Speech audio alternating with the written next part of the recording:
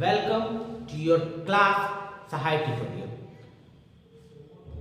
अपने इस वीडियो के सेक्शन में मैं आप लोगों को काइंड्स ऑफ प्रोनाउन के बारे में बताने जा रहा हूं। निश्चित रूप से मेरा यह जो तीसरा पार्ट्स ऑफ स्पीच का सेक्शन है उसमें मैं आपको डिटेल्स से काइंड्स ऑफ प्रोनाउन बताऊंगा और मेरा विश्वास है यदि आप मेरे वीडियो पर लास्ट तक बने रहते हैं तो फिर प्रोनाउन को समझने में या उसके एग्जाम्पल्स के बारे में या उसके डेफिनेशन के बारे में फिर आपको कहीं कोई परेशानी नहीं होगी।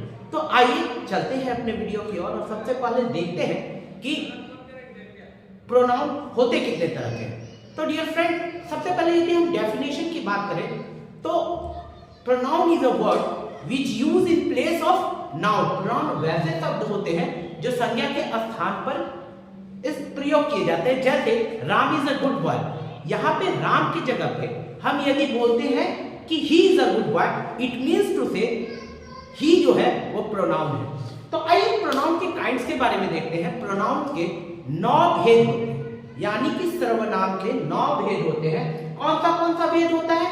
तो सबसे पहले पर्सनल प्रोनाउन होता है, फिर इंट्रोगेटिव प्रोनाउन होता है, इंडेफिनिट प्रोनाउन होता है, रिलेटिव प्रोनाउन होता है, डिस्ट्रीब्यूटिव प्रोनाउन होता है, डेमोंस्ट्रेटिव प्रोनाउन होता है, रिलेटिव प्रोनाउन होता है, एम्फैटिक प्रोनाउन और रेसिप्रोकल प्रोनाउन होते हैं।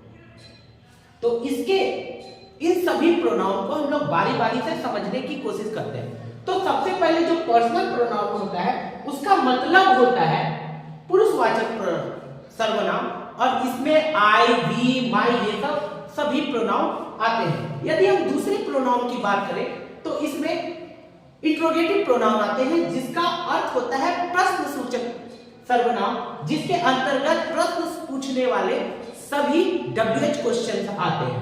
इसके बाद इंडेफिनिट प्रोनाउन की यदि हम बात करें तो इसका अर्थ होता है नीचवाचक सर्वनाम और इसके अंतर्गत सम, ऑल, ईच ये सारे प्रोनाउंस आते हैं। इसके बाद यदि हम बात करते हैं रिलेटिव प्रोनाउन की तो रिलेटिव प्रोनाउन का अर्थ होता है संबंध सूचक सर्वनाम और इसके अंतर्गत कनेक्टर्स जितने भी होते हैं जैसे दैट, व्हिच, माय, whom ये सब आते हैं। इसके बाद यदि डिस्ट्रीब्यूटिव प्रोनाउंस की बात करते हैं हम तो इसका अर्थ होता है विभाग सूचक, जो बताते हैं कि कौन किस विभाग से रिलेटेड है, जैसे बोथ हो सकता है, ईच हो सकता है। इसी तरह से अगले प्रोनाउन की यदि हम छठे प्रोनाउन की बात करें तो वो होता है डेमोंस्ट्रेटिव प्रोनाउन और इसके अंतर्गत मुख्य रूप से 4 प्रोनाउंस आते हैं, दिस, दैट, दीज और दोज। ये सभी जो प्रोनाउंस होते हैं वो एक विशेष रूप से संकेत के लिए प्रयोग किए जाते हैं, वो संज्ञा के स्थान के लिए प्रयोग किए जाते हैं। इसके बाद के प्रोनाउन की यदि बात करें 7वें प्रोनाउन की तो उसके लिए है रिफ्लेक्सिव प्रोनाउन। रिफ्लेक्सिव प्रोनाउन का अर्थ होता है निजवाचक संख्या।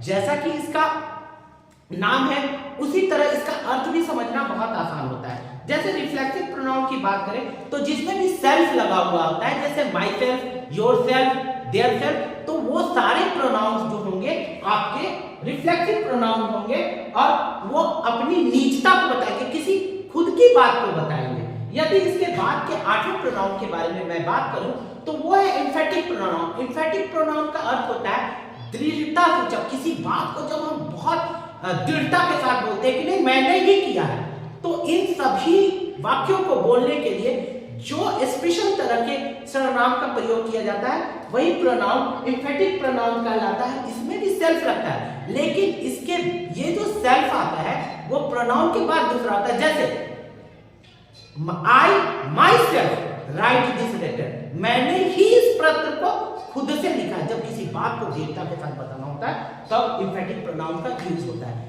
इसी के बाद सबसे अंत का जो प्रोनाउन है वो रेसिप्रोकल प्रोनाउन है और इसका अर्थ परस्पर प्रोनाउन होता है। जैसा नाम हम लोग जानते हैं, नाम के अकॉर्डिंग ये पता चल रहा है परस्पर, यानी एक दूसरे के संबंध को बताता है, नाउन के लिए भी और प्रोनाउन के लिए भी। इसके अंतर्गत ईच वन, अनदर वन, ये सारे शब्द आते हैं। तो यदि हम इसके एग्जांपल की बात करें तो हम लोग ऐसे भी बोल सकते हैं कि student quarrel with one another, एक दूसरे के साथ झगड़े थे। तो एक दूसरे की बात जहां आती है ना, Ram and Shyam love each other, जब एक दूसरे की बात आती है तो रेसिप्रोकल प्रोनाउन के बात आती है।